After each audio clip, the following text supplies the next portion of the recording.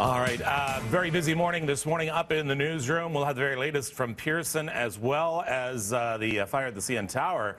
However, a major fire causing heavy damage to the Trinity Baptist Church in Burlington. Major damage, it's destroyed. Here's Tammy. Yeah, that's right, Kevin. Firefighters had to take up a defensive position soon after arriving at this blaze because of the intensity of the flames. The fire erupted around 1:30 this morning on Appleby Line at 2nd Side Road, that's north of Highway 407, and has been burning for several hours now.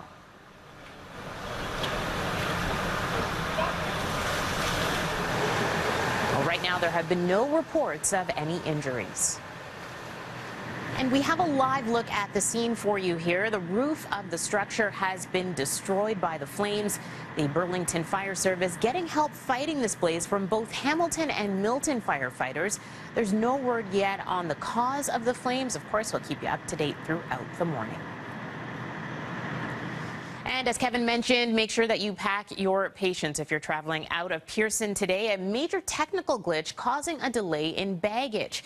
We have a live look right now at Pearson's Terminal 3 departures. That's where you can still see a mountain of bags on the floor of the baggage area. Travelers reportedly waited several hours due to technical issues at the baggage drop-off late last night. Passengers are being told to allow extra time and to continue to check in with their airlines about delays. At this point, the GTAA not reporting any delays at this point, but of course, if you're heading out there, check with your airline first. Breaking news this morning as well. Firefighters responding to reports of a fire on top of the CN Tower. We have a live look at the tower right now as well. The call came in about 2 hours ago for reports of flames on the antenna level. That's just above the observation deck. Apparently, it was caused by an electrical issue. Crews did find a tar-like substance that was dripping from the antenna area, and it has since been de-energized, so power has been cut to the area. You can see fire crews are still there on scene. No signs of a fire on top of the CN Tower at this point. Stay with BT as we follow this story throughout the morning. A memorial service this morning for 32-year-old Heather Heyer, who was tragically killed while protesting against white supremacy over the weekend. The service comes on the heels of shocking remarks from President Donald Trump. CNN's Omar Jimenez with the president's change of views.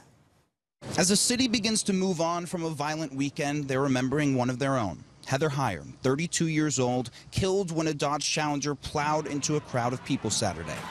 President Trump spoke about Charlottesville for the second day in a row, but this time blaming the violence, as he did the first day, on, quote, many sides. You had a group on one side and you had a group on the other, and they came at each other with clubs, and it was vicious, and it was horrible, and it was a horrible thing to watch.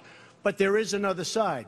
There was a group on this side, you can call them the left, you've just called them the left, that came violently attacking the other group. In the impromptu news conference, Trump also warned against removing Confederate statues, asking, where does it stop?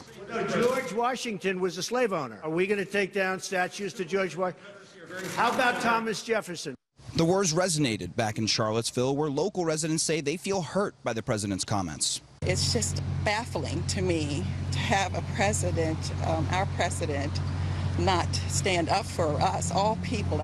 It was, by definition, domestic terrorism. And if the president is not going to come out and identify that as such, then really who is he as a leader? Heyer worked in Charlottesville as a paralegal. Her boss remembers one of the last things she said. One of the last staff meetings, she made the comment, if you're not outraged, you're not paying attention.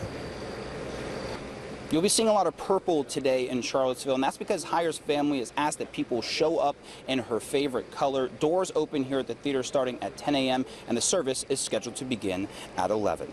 In Charlottesville, I'm Omar Jimenez for Breakfast Television in Toronto.